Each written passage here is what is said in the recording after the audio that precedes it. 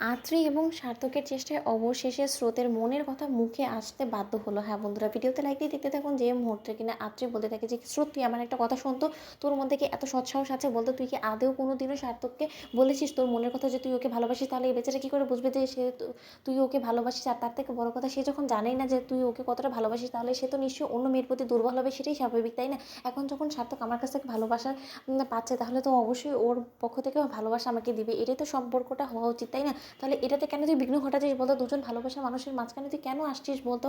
ঠিক সেই মুহূর্তে স্রোত বলতে থাকে, কিসের ভালোবাসার মানুষ বলতো? তুই কত দূর ওকে চিনিস আর কত দিন ধরে তুই ওকে ভালোবাসিস বলতো? তোর এই ঠুনকো ভালোবাসাটাই কি অনেক হয়ে গেল?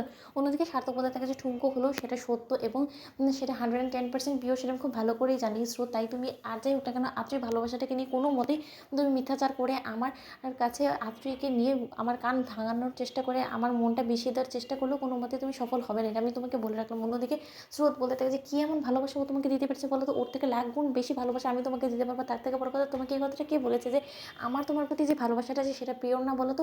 তুমি কী করে জাজ করতে পারলে বলো তো? এতদিন ধরে যে মানুষটা তোমার সঙ্গে ছিল, সেই মানুষটা যে তোমাকে পাগলের মতন ভালোবাসে সেটা তুমি বুঝতে পারলে না, অথচ দুদিনকার মেয়ে বলে কয়ে দুম করে উড়ে এসে জুড়ে বসলো, সেই মেয়ের ভালোবাসাটা তুমি এত ভালো করে বুঝতে পেরে গেলে। এই কি তোমার মধ্যে মানবতা? সার্থক অন্যদিকে সার্থক বলতে থাকে যে তার মানে আমি কিছু বুঝতে পারছি না, তুমি আমাকে ভালোবাসি কথাটা তুমি কবে বলেছো? অন্যদিকে স্রোত বলতে থাকে যে আমি তোমাকে পাগলের মতন ভালোবাসি, তুমি সেই জিনিসটা বুঝো কেন? না বুঝার ভান করে, আমি তো সেটাই বুঝতে পারি না সার্থক। আর তার থেকে বড় কথা, এটা তো তোমার কাছে কোনো কিছু লুকোনোর নাই, তুমি কেন বুঝতে পারো না যে আমি তোমাকে ভালোবাসি? দিন রাত আমি তোমার কাছ থেকে আলাদা হয়ে যাওয়ার জন্য চোখের জল ফেলছি, আমি রীতিমতো তোমার কথা ভাবতে ভাবতে পাগল হয়ে যাচ্ছি, অথচ তোমার এইসব কিছু কোনো মতে চোখে পড়ে না। আসলে পড়বেই বা কী করে? তুমি তো এখন নতুন করে নিজের মনে রং লাগিয়েছো। তার থেকে বড় কথা, তুমি এখন আত্মীয় প্রেমে হাবুডুবু খাচ্ছ। তুমি একবার আমার কথা ভাবলে না? তুমি এতটা স্বার্থপর কী করে হলে সার্থক? ঠিক সেই মুহূর্তে সার্থক বলতে থাকে যে তুমি তো কোনোদিন আমাকে বলোনি যে তুমি আমাকে ভালোবাসো।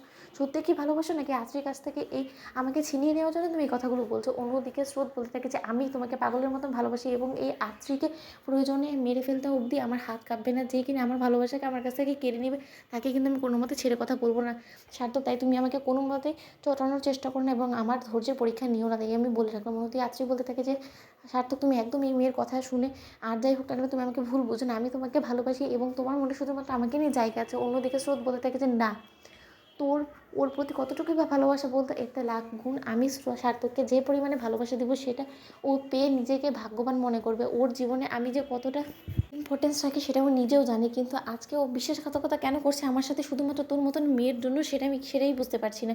অন্যদিকে আত্মীয় বলতে থাকে যে তাহলে বোঝ যে ওর জীবনে কতটা প্রাধান্য রাখি আমি। অন্যদিকে স্রোত বলতে থাকে যে সার্থকের জীবনে শুধু স্রোত থাকবে, স্রোত ছাড়া অন্য কেউ না। তো বন্ধুরা, ভিডিওটি ভালো লেগে থাকলে অবশ্যই লাইক কমেন্ট শেয়ার করে সাবস্ক্রাইব করতে ভুলো না।